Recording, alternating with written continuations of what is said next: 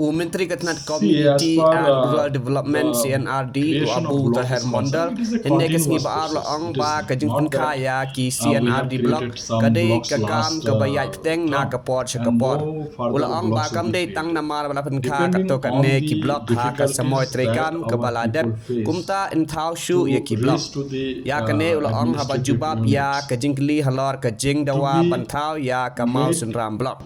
See, as per the creation of block is concerned, it is a continuous process. It is not that we have created some blocks last term and no further blocks will be created.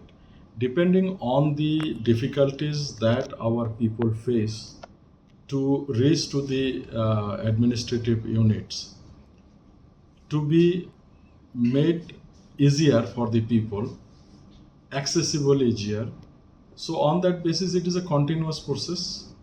The moment all formalities are over, we'll declare. It all depends how we go about it.